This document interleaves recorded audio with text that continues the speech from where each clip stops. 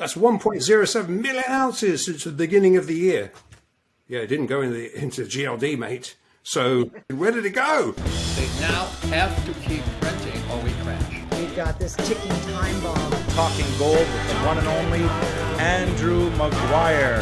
Welcome to Live from the Vault. All right, welcome to Live from the Vault. This is Shane Morand, and welcome to the entire Live from the Vault team worldwide. Welcome, everyone. As you can imagine, the Live from the Vault community keeps growing every single week, and we thank you for your continued support. There's a lot to talk about during these historic times. We've got Andrew Maguire in the house. He'll be talking gold, and we have another awesome episode. Why is that? Well, because today we have special guest, the one and only Craig Hemke from the TFMetalsReport. So just before we get to talking gold with Andrew Maguire and our special guest, please keep spreading the word about this channel by liking, sharing, and smash that subscribe button. And then click on that bell there if you'd like to get notified as each episode goes live. So do it now. So with that, let's head over to the UK and to the US with Talking Gold with the one and only Andrew Maguire and our special guest. Get this, I just read this today. It was pretty cool. Craig Hemke from TFMetalsReport, he's known as Turd Ferguson, is not a soothsayer. He's not a psychic. He's not a witch. But after all these years, he simply has a decent handle on the gold and silver markets. Andrew, welcome, and over to you. Hey, Craig, it's such a pleasure, my friend. We're brothers, and I just feel like we were made from the same person. So anyway, so nice to have you again, mate. Good to see you, Andy. Excuse me. Yeah, I might not be a witch. I kind of look a little bit like a warlock here. I see myself up close sometimes. It's like, I need a haircut. I'm starting to look like your buddy, Jeff Christian. Never. No, this is actually my actual hair. So for what it's worth. Anyway. Jeff would give you a lot of silver for that, for just a piece of that hair. Anyway, hey, Dad, good to see you guys. Man, it's going to be a wild year. I've done a number of calls since the first of the year because I always crank out an annual forecast, which is dangerous business in its own right. But every time I do one of these, I kind of start it with this, and that this, look, anybody that tells you what's going to happen this year on a macro basis, I mean, they're pulling your leg. This is going to be a wildly volatile year. And I mean, geez, we're not even 4 weeks into it, and here we are.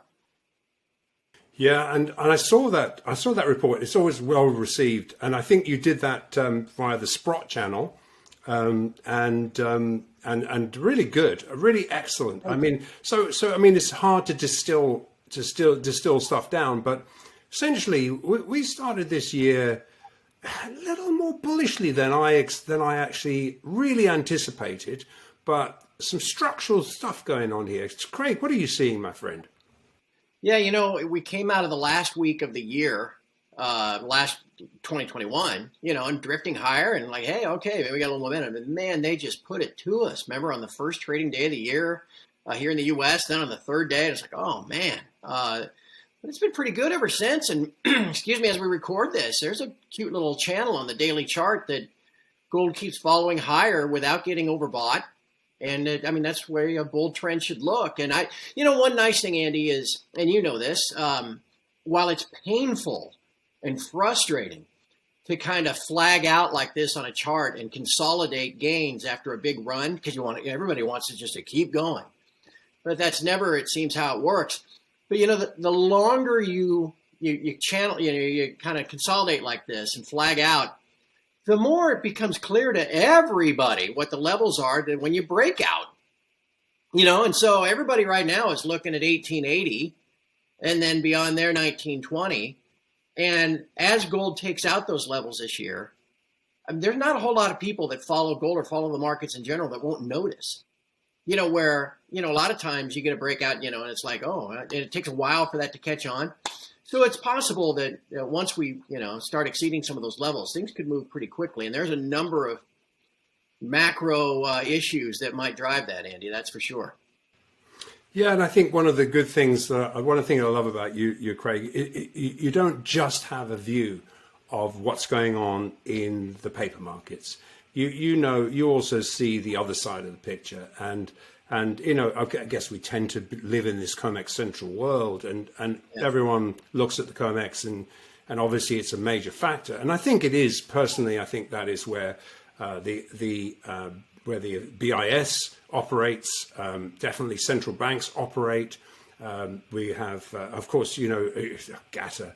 Chris Powell talks about it all the time, and he's right.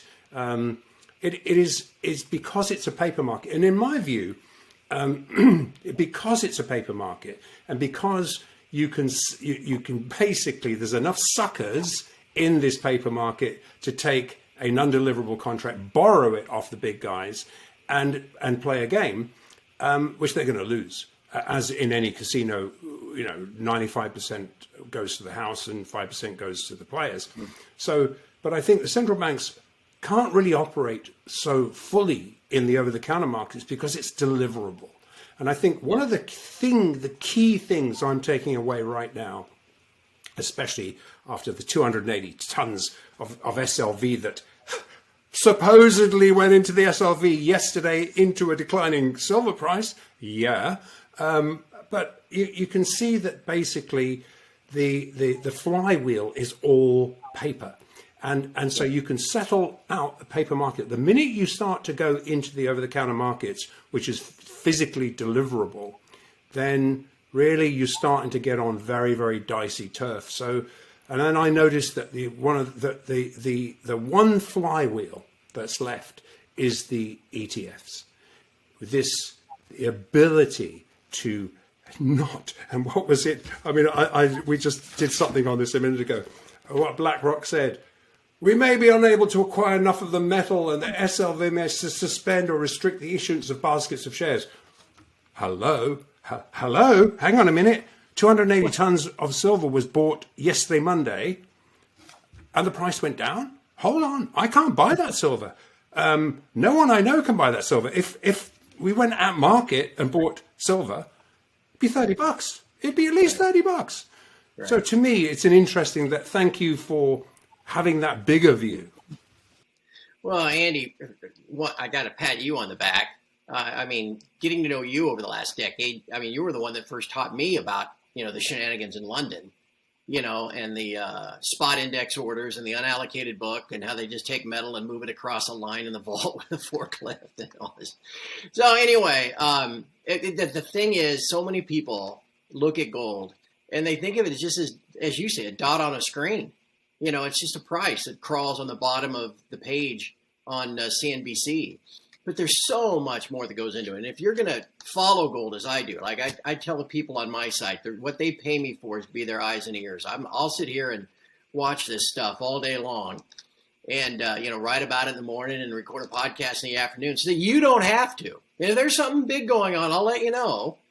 But my job is to keep track of all this for you. And if you're going to track gold, there's a lot you got to keep track of. It's not just, whatever the demand numbers are out of, this or, I mean, there's all kinds of different fundamental reasons that people get, that they think are important when it's a whole basket of things. And that's what I try to write about.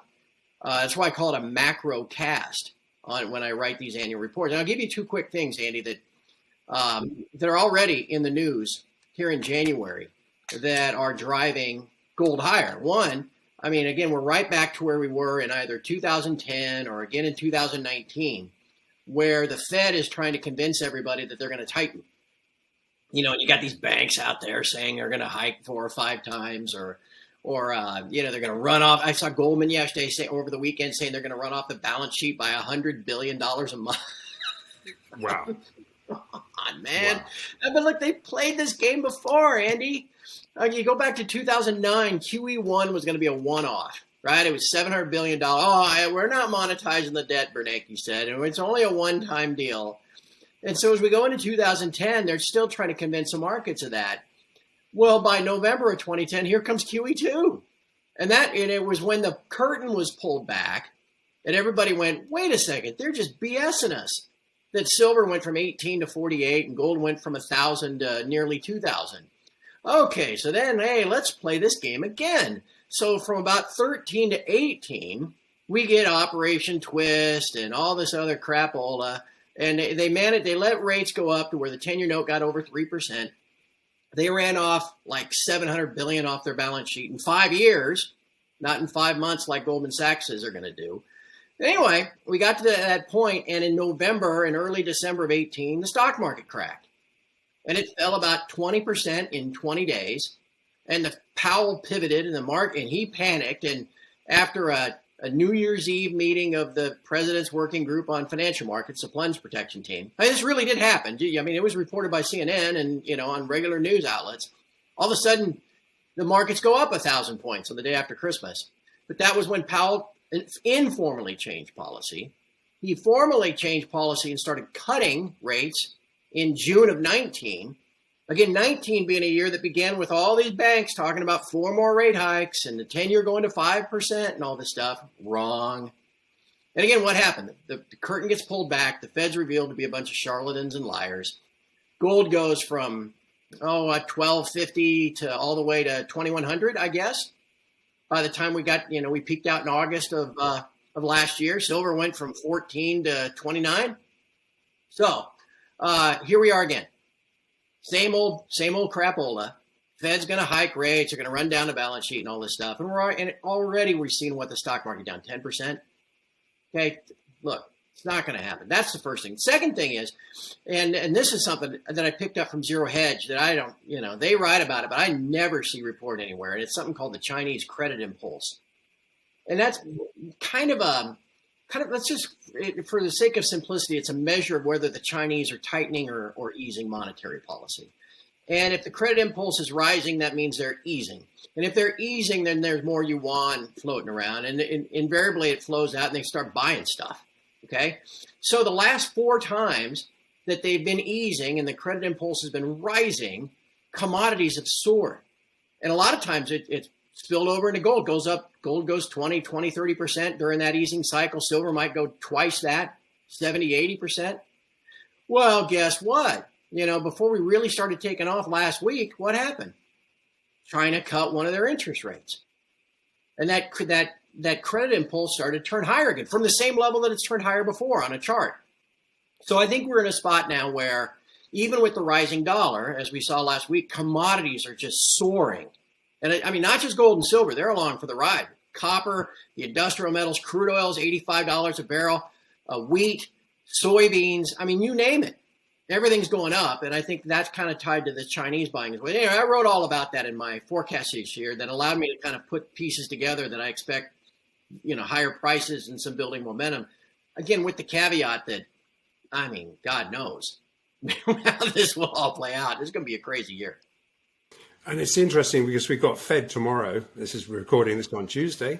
If we see a stock market where technically S&P's pretty close to being in a technical correction here. Nasdaq's already a technical correction. Do you think this is? This hawkish view that it's baked in. Gold and silver have baked in these rate hikes. Now, do you think there might be some sort of pivot the other way? Yeah. Well, see, that's just it. I still see stuff. Even just yesterday, I saw some Bloomberg opinion piece about how the Fed is going to, they don't care about the stock market anymore. They want to burst the bubble. And I'm like, what planet do you live on? By artificially deflating interest rates down to 0, they have forced, not just you and me and, savers and stuff. They've forced every institution on the planet, endowments, foundations, insurance funds, pension funds. Everybody's had to take on risk, whether it's high yield debt, or, some form of equities or real estate investment. You got all these big companies like BlackRock that now have these big real estate investment trusts that are buying up homes, and becoming slumlords, basically. The Fed cannot afford to wipe all that out because it would be this massive deflationary event. And for example, the pension system in the U.S. is already vastly underfunded. Mainly on the public side. There's not a lot of private pensions left, but they're vastly underfunded. And they've had to take on all this extra risk just to try to keep up. And now you're telling me the Fed is deliberately going to burst all that and wipe it all out? I mean, there's just no way. There's no way. So their credibility's at stake. Okay, credibility versus a total wipeout. I think they'll choose the side of trying to avoid the total wipeout for as long as possible. That's why they pivoted in 2019. That's why they pivoted in 2010-11. And that's why they will do so again. You know, they took 5 years from 13 to 18 trying to play this charade out of, oh, yes, we're going back to normal balance sheet and all that stuff. They won't even get 5 months this time, Andy. I mean, it's just they're going to be revealed for being liars. And then again, just like in the past, as the market globally figures out, wait a second, they've just been pulling our leg, that's when the precious metals seem to take off. Yeah, and I mean, I hear you. I mean, that's great analysis as well. And I'm glad that people can come and get that from you on a day-to-day basis as well. It's very important that people understand what's going on. You know, when you're sitting there making decisions, there's 1,000 inputs. You need to really distill it down to, well, yeah, but actually, what does that translate into? What do I do? Whether I'm a stacker, that's easy actually, a stacker. I mean, you know very well that any dip is worth buying, but then obviously there's a lot of people make a living out of this. So it's important. And I think, so there's some really interesting stuff going on at the moment. I think the one of the interesting things, and I talked about this in my last episode, in fact, we broke that news. We had this letter from Argo Horaeus, and it said, oh, by the way, we've got an Omicron. Oh, shortage of staff. No, we're not. We can't produce. Be aware that we won't be able to fill your orders to the degree you want them.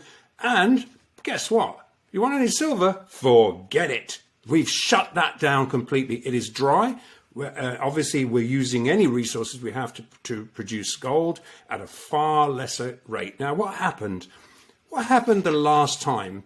And this is the first time, actually, since March 2020, that we've had, okay, it was slightly different because the refineries were shut down then. But what happened was the exchange for physical, this COMEX translation, this paper price, translates over to the through this EFP conduit simply. In other words, it converts into a spot contract, an FX contract, which is actually how you price gold at the FEXs, which we've just been through. So here's the problem, is that when you see that price get crystallized and you can actually take delivery, what happens is the liquidity provider that is providing that long, suddenly you turn around and you go, okay, well, actually, you know what? I'll tell you what, I'll take delivery of that. Thank you very much, because I can't get it anywhere else. And suddenly, all of a sudden, what happened was, well, yeah, but we don't have the physical. So we need to cover that position. The liquidity providers bail. They all disappear. Liquidity vanishes. And now it's costing you 80 to $100 to buy back a short position that you hedged with a paper long gold position. So, okay, I know that Basel III is slowly bringing the banks compliant.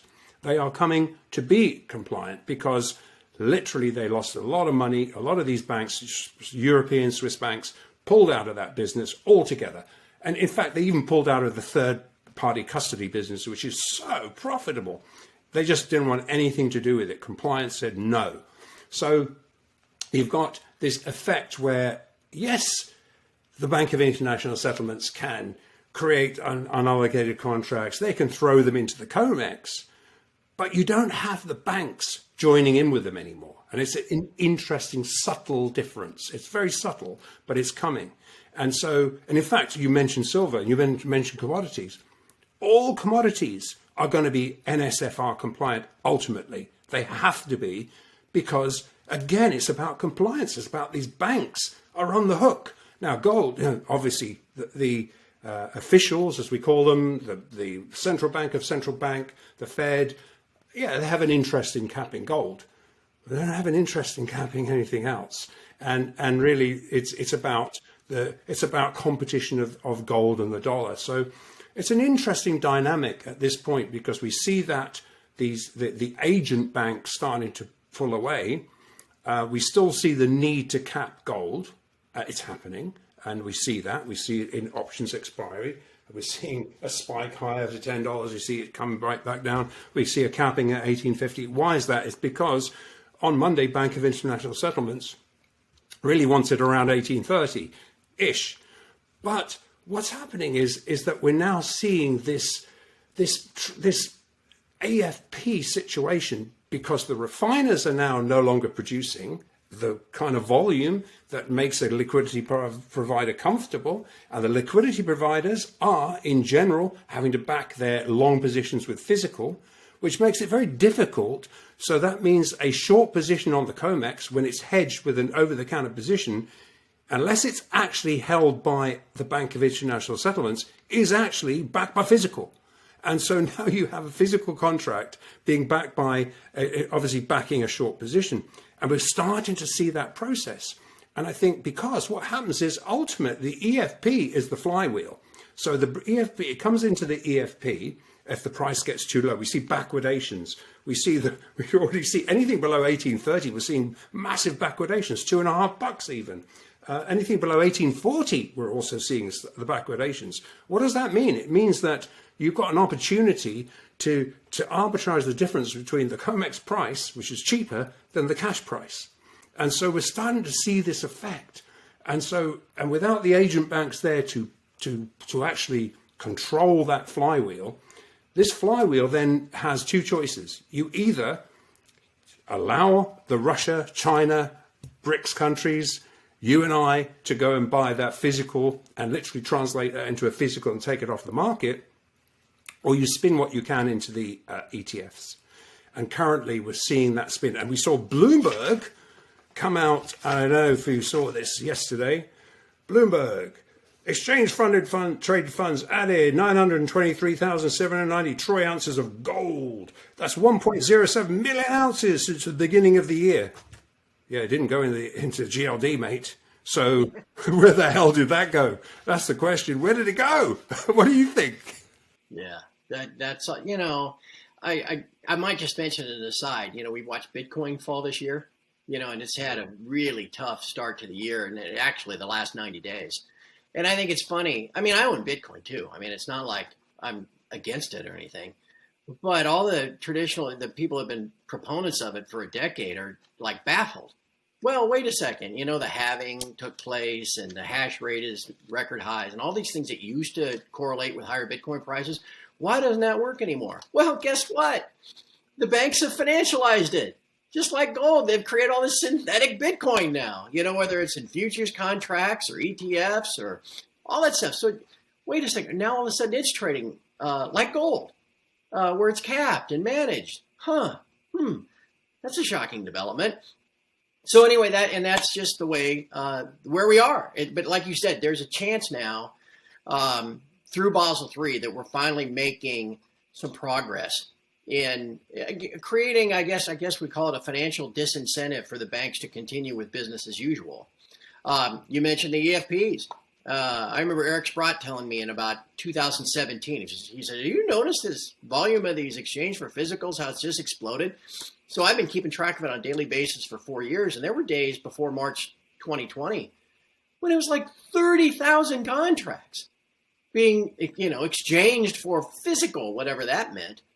And then when that all blew up, and the spreads blew out to $100 between spot and the front month, it was like it was a complete destruction of counterparty confidence.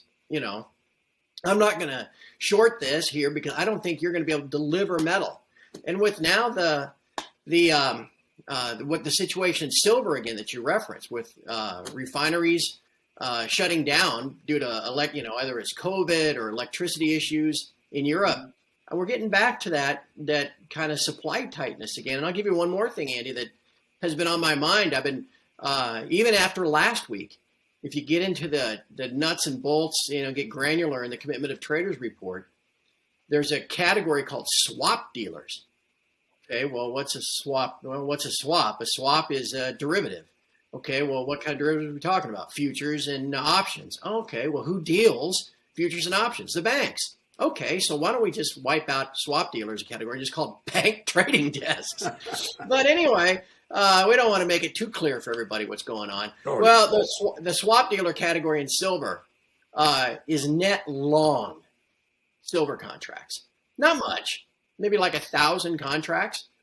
But that's a very rare occurrence. It doesn't mean silver can't go down on COMEX, but it's pretty unlikely to go down, given that they are net long at these prices. And that's probably a reflection of what's going on with Basel III too, Andy. Yeah, absolutely. And people think, well, an SFR really that really only really relates to gold, but it doesn't, because every single commodity, and I believe that every single in silver, anyone who trades silver, anyone who trades any commodity is going to have to be compliant. You don't want to roll that stuff onto your balance sheet as a short. And I think these two big DeFi banks now are definitely. I mean, once you've got one in, I think we've got certainly every bank that we've spoken to, every European, Swiss bank, every bank that we've spoken to is treating silver as in the same way. And they're looking at all commodities in the same way. You have to. Well, and Andy, this year becomes about, we might look back a year from now. Maybe this will finally be the year that we kick the legs out from under the stool, of this game. I mentioned Bitcoin being financialized, the way the banks have financialized the precious metals, and really all commodities. But, our main concern is the precious metals. And they've convinced over the last 50 years that, you don't need the actual physical metal. No. You can take exposure to price through these futures contracts or these forward contracts or these ETFs or these unallocated accounts. And they've created all of this, pretend make-believe stuff. And when the time comes, and it could be this year, all the geopolitical events that are going on, this revealing of the Fed and the other central bankers of all being full of crap and that there's no way out besides print, that you combine that with COVID and energy crisis and everything else, maybe this is the year where we finally reach that point of critical mass that we start what is essentially an old-fashioned bank run, where, you keep your money in the local, your local bank. They don't keep your whole deposit on hand there. They don't just put it in the vault. They loan it out, and they might keep 10% of it there for people that want cash that day. And as long as nobody shows up wanting all their cash, everything sails along just fine. It's when, like that scene in It's a Wonderful Life, when everybody shows up at the same time wanting their cash, that this fractional reserve system is revealed, and you get a bank run and a collapse. And that's what we've been waiting for in the precious metals, for as long as I've known you.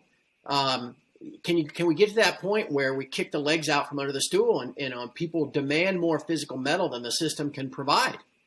And you know what? This could easily be the year that does it. I don't know if it will. Eventually, it's going to happen. But with all the different volatility and that's coming up as we go through this year, I don't know. At the end of the day, it just augurs for just getting physical metal, as we've been preaching for as long as I've known you, Andy. That unless you've got physical metal or something like kinesis, you're going to be left holding the bag. And that's why you've got to be paying attention. You've got to know what you're doing if you're going to track the precious metals, and you got to watch shows like yours so you can stay up to date every week. It is physical, and that's it. Physical. I did an interview with Robert Kiyosaki recently. That's all he kept saying: physical. How much physical do you have? And I think you've just said it, Craig. You've just said it. I mean, this paper market. What ultimately happens? You can play all the games in the paper market. You can shuffle between people who never take delivery and the house versus the specs. But where are the banks? Where are these? They're all long physical silver, physical gold. They are long, and they're using every single price dip. And why do we know this? Because again, it's back to the EFPs. Is that if you play that price too low, it translates across to a real world outside this casino where real physical is in central bank demand in all over the world. And it's like people are looking for, how do I divest my dollars? How do I divest my depreciating dollars into forests, land, gold, silver, the things that are tangible. And so you play that game too much and you put that flywheel, spin it too much, then it translates into a physical delivery. Yes, you can spin some of it off into the ETFs, but that only really settles the COMEX guys who are, or really the funds that are really unable to in their mandate to buy any physical. So they're forced into an ETF. They want any exposure to gold and silver because they get rinsed multiple times. But ultimately, this price that is being set in the COMEX ultimately is deliverable through an EFP. And I think that's where we're seeing the difference. We're talking about, this is the legs that you're talking about coming out from under this. Every bank we speak to, and I speak to Goldman, I speak to JP Morgan, I speak to all the Swiss banks. They're all saying, I say, oh, come on, what are you doing? Are you really, yeah, we've got physical. Yeah, we're buying physical. Yeah, of course we're buying physical. Of course we are physical. So, anyone that hasn't got physical, I mean, these guys, the big boys have got physical. So what the hell is everyone else doing? Yeah. And the example I use all the time, Andy, is the central banks. We may not like them. Especially the major Western central banks. But all you do, you scan the headlines every month, whether it's Ireland or Russia or Kazakhstan. I mean, you go down the list of all these global central banks that are adding gold. They're divesting out of their dollar reserves and moving into gold. Well, what are you and I and everybody watching us, at least in the U.S., you've got dollar reserves, right? You work, you spend what you need to spend. Whatever's left over is savings. And you hold it in dollar-based assets, whether that's a checking account or a mutual fund or whatever, but you have dollar reserves. And so if some of these major central bankers around the world who have a pretty good idea of what's coming and where we are, if they're moving some money every month out of their dollar reserves into physical gold, well, why wouldn't that be a good idea for you and me and everybody else? And as we go forward, like I said, this year is, Andy, we've got another election coming here in the U.S. this year. And no one's even talking about, what a disaster it was in 2020. And I know it's not a presidential election, but we're electing, all of our lower house of Congress, the House of Representatives, and a third of the Senate. And the control of that and all that money's at stake. It is going to be ugly and nasty. And, you think Antifa and all the other riots and everything that took place in 2020, that's all coming. Andy, what if, here's a risk for you. What if it is revealed as over the course of this year that all of the policies that have been pursued by governments to try to control the current health situation, what if it's revealed that all those policies have done more harm than good? And it's not just going to be in the U.S. and UK. This would be a global thing. All the people that have been shut down and confined to their homes and lost their jobs and all this stuff due to these policies, they're going to freak out. If it's revealed that that none of this was the right way to go. And so there's just so much uncertainty out there that you could get, again, just a crisis of confidence. And, think of like Stan Druckenmiller, right? The big hedge fund guy. And they always talk, Druckenmiller's into gold. No, he's not. He owns a GLD. He doesn't own jack. He can't convert shares of the GLD into gold.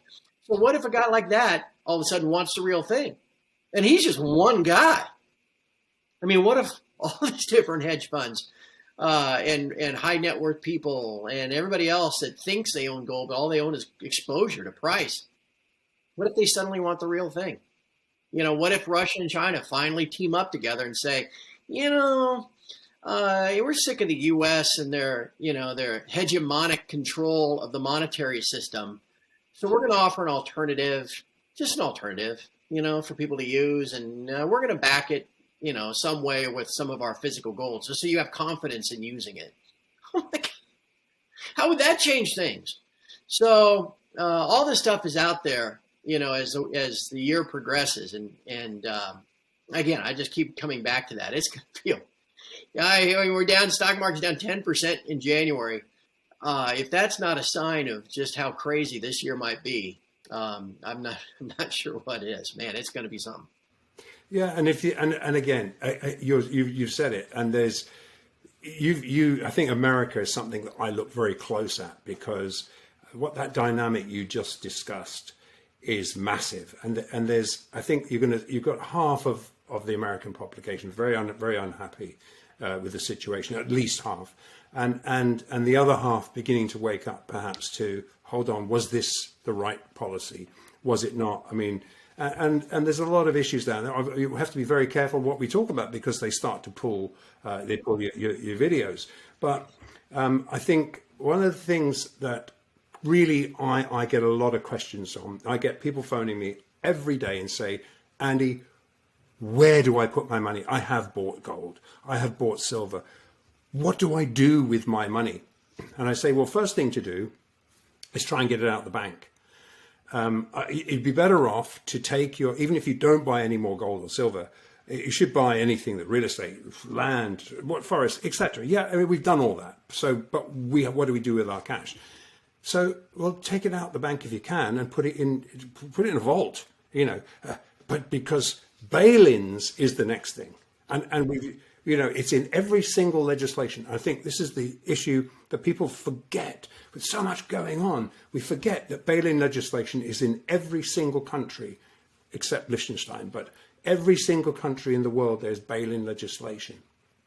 So if you went to Switzerland right now and you try to take you say, oh, hang on a minute, all my money's in this bank. I've loaned this money to this Swiss bank, and I've got 3/4 of a basis point. Are they charging me 3/4 of a basis point to have my money in there? Why wouldn't I take it out? Well, because they won't let you. So what is that? That's a bail-in. So if you have a lot of money in a bank and you go to this bank and they'll say, well, actually, you're going to limit you to 200,000 to 300,000 Swiss francs. Well, hold on a minute. No, I want all my cash out. If I'm a hedge fund, I want all my cash. I will rather put it into a cheaper vault and store this cash for when I need it and I can utilize it. But no, you're not allowed to take it. So again, people forget that cash is an investment. So putting cash in the bank is an actual investment choice, and into an unknown where you don't even know the balance sheet of that bank. And we're talking about, an uncertain world here. And at any point, I mean, we're talking about geopolitical concerns. We're seeing safe haven physical demand come in. We're seeing safe haven paper demand coming in, but we're seeing very, very large safe haven physical demand coming in, and people looking for safe havens. Some of the choices is cash. So I'd be very, very careful if you put that cash into a bank. Yeah, you keep the minimum amount there that you need. That you need to, whatever you use, your checking account to pay your bills, your mortgage, that kind of stuff. But you're right. The idea that, you're just going to park some massive amount of cash in a bank, just not, I mean, if you're aware of all these regulations, like you said, I mean, it's pretty clear that's just not a good idea. And again, so what are you going to do? You can't, I mean, it is foolish to put all your money in into one thing, right? I mean, we'd never want anybody to take everything they got and put it into gold, that sort of thing. So you still got to be smart. But this is a time when I just can't stress enough how important it is for people to be paying attention, because I mean, anything can happen as we go through this year. And Andy, just as an example, you talk about the stability of the financial system. What was just a week or two ago, the Russ and Pam Mertens at Wall Street on Parade were writing about all of the trillions of dollars that the major U.S. banks and global banks took from the Fed in that reverse repo crisis that they had. I guess it was repo crisis back at the end of 2019. And these banks are still massively exposed financially. Nothing has changed since 2008. Again, which is all part of why the Fed, this notion that the Fed's going to be hiking rates to 7 times this year. I can't even say it without laughing, Andy. They're just not going to. But the system is still that fragile, and it is built, like you said. In the interim, over the last 10 years, every country in the world, save Liechtenstein, has written into their banking laws this bail-in stuff. Hell, remember the the gal that Biden put up to be the U.S. office, to head the office of the comptroller of the currency. And she'd written this like 65-page paper that was published in the Vanderbilt Law Review last year about how we're going to take all commercial bank deposits and move them to the Fed. I mean, she's already she was confident enough that that's the direction it's headed that she put that out there. So yeah, anything that, again, you can convert to physical metal and understand why you own it is very important. And again, I think that's a big part of the value of what you do and the value of what I do, because, you know, in this world that we live in now, I shouldn't say everybody, but so many people are focused on, you know, immediate satisfaction, immediate investment gains. You know, why would I want to own gold? You know, it might go up only 20% this year, you know, where last year I owned whatever and it went up 20% in a day. You know, everybody wants that immediate gratification. And so part of what you and I have to do is frankly keep people engaged and keep them educated and keep reminding them why they own gold and why they own metal through things like kinesis. Because the price, and I say this all the time, the price that you see, you reference as you've been recording, the price of COMEX gold going up $10 and back down $10. The price changes all the time, but the value only goes up because this madness continues. And I guess maybe we're, as a population, people aren't taught to differentiate between value and price anymore, you know, but there's a clear difference between value and price. And the value of my precious metal, man, it just gets more precious every single day because of all this madness. It just keeps going. So we try to, you know, we can talk about price and, you know, and the fluctuations and you know, and try to profit from it a little bit. But the main thing is you own physical metal. You know why you own it. You're preparing for the next generation of monetary system that's coming, or whatever it is that's coming around the bend, and try to keep track of the world around you so that you're prepared for that. Yeah, no, I'm totally with you. As you say, physical. I mean, whether it's kinesis physical, whether it's physical that you have in your house, it is all about physical. It's stay away from paper.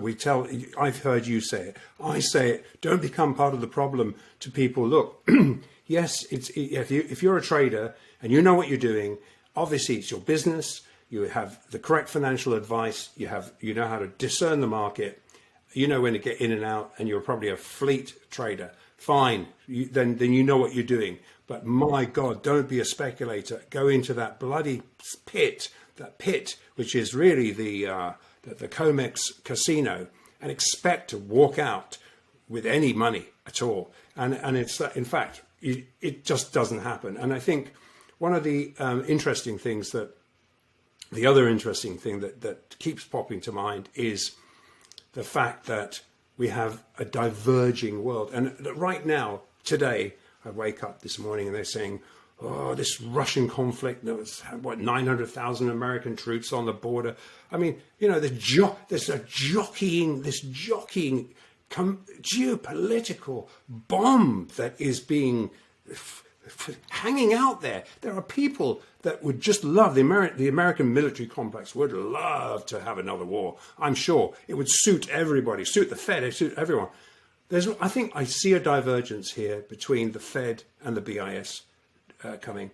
I actually see that Europe is a landmass that has Russia and China on it. The US is way over there, and they're telling everyone what to do, and they're stirring up stuff that's going to cause my gas prices to go to now. I mean, I think my last gas bill for the house in the month was like £400. It's like for £500. It's like, why? Because the gas price has gone up. Why? Because of this conflict. Why? Because, you know what I mean? It's like the power that we're living on a continent that is not America. And I think we see the BIS. I'm damn certain these guys want that. Certainly the ECB, the European Union, has gold, has a lot of gold, right. And they value gold. The Fed. When I spoke to Daniela Di Martino Booth, she said, "Oh, it's a Fed insider." She said, No one's ever mentioned gold in the Fed.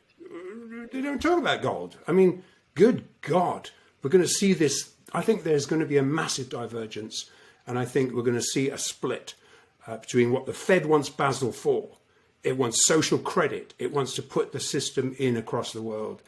I don't think that's going to happen. I think that we see a split now happening, and I think it's going to be very bullish because it's going to drive the price of gold and silver much higher.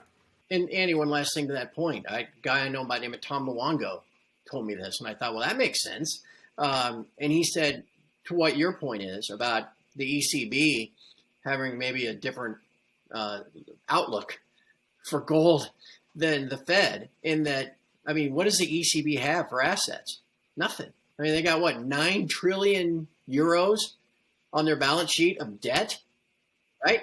And so if interest rates go up and that debt has to be marked to market, it's all going to fall in price. And at some point, they're going to be basically insolvent, right? Okay, well, and that's the only tool they have, is to keep printing euro and buying more debt.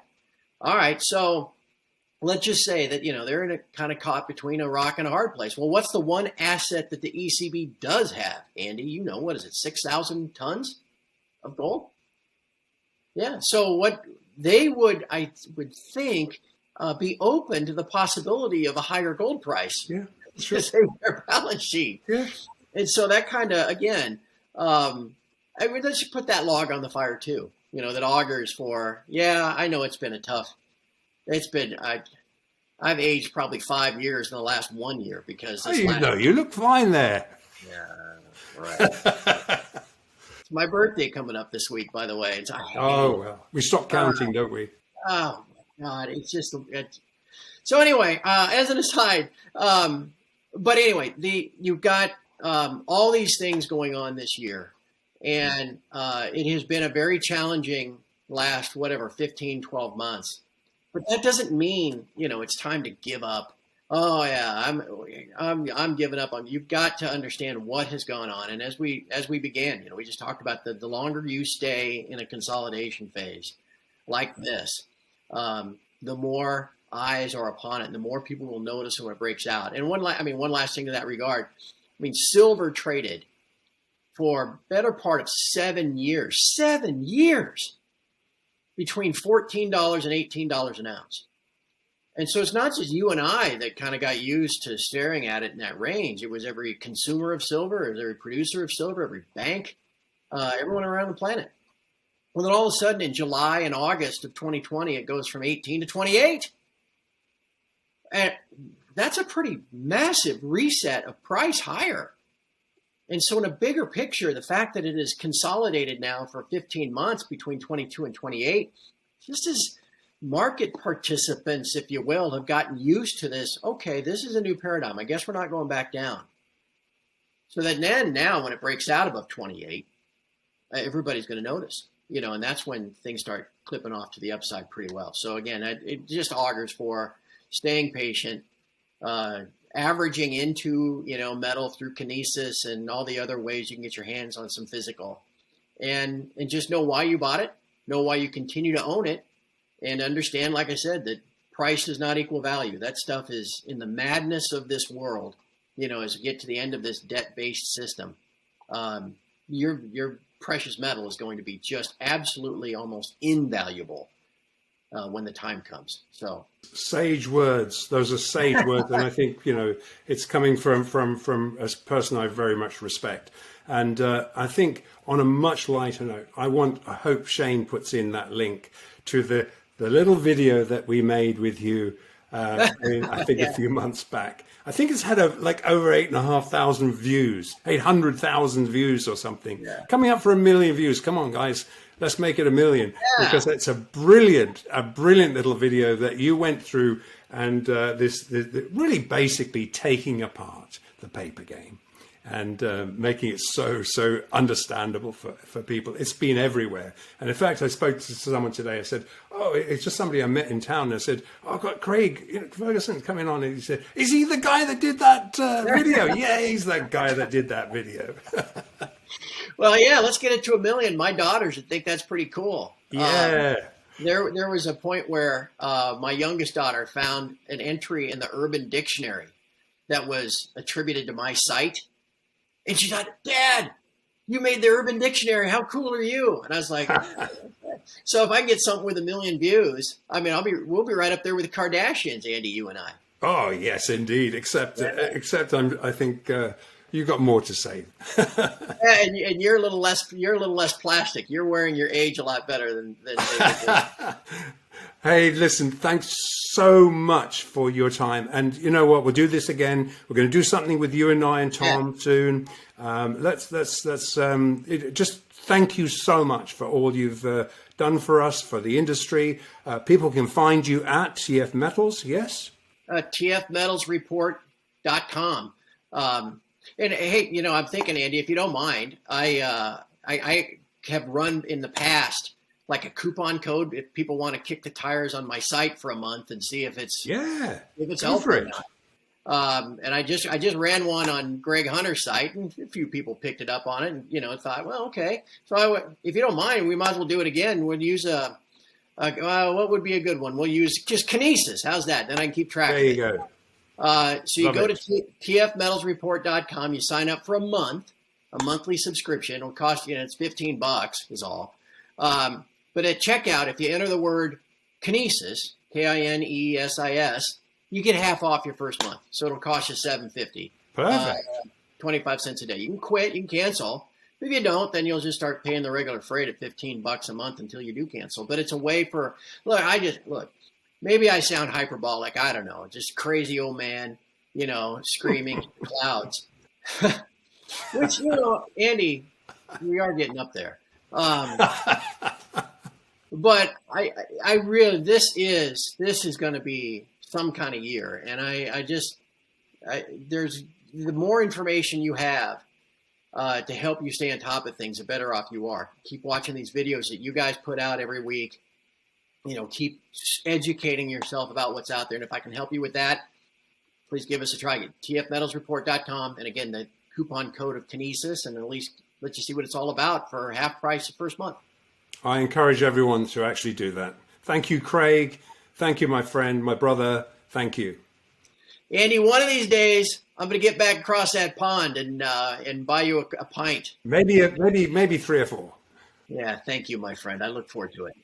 All right, there you have it. Talking gold with Andrew Maguire and special guest Craig Hemke of the TF Metals Report. And you can find him at Metals Report, okay, at Metals Report. Now, I just wanted to mention here before we wrap up that Craig collaborated on a video with Kinesis in 2021. And if you haven't seen it, you have to see this video. And when I tell you about it, you want to pass it on to everyone you know. He talked a little bit about it. He wants to have 1 million views. We're very, very close now.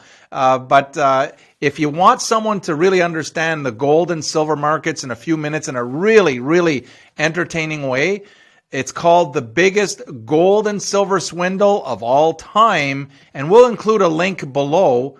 But be sure to bookmark this video and send it to everyone you know. It's called The Biggest Gold and Silver Swindle of All Time. Just look for the link below, and let's help Greg get to his, and forget get to 1 million. Let's help him pass 1 million views. So remember, buy physical and understand the difference between what Andy affectionately calls the casino paper and gold and silver markets and the actual physical gold and silver markets. They're not the same. Don't be fooled. And there you have it. That's all we have for you today on another fascinating episode of Live from the Vaults. Please help us spread the word about this channel by liking. Hit the like button right now, share this video, and also subscribe. Hit that bell notification if you'd like to be notified as each episode goes live. And with that, we'll see you next time on Live from the Vault. See you then.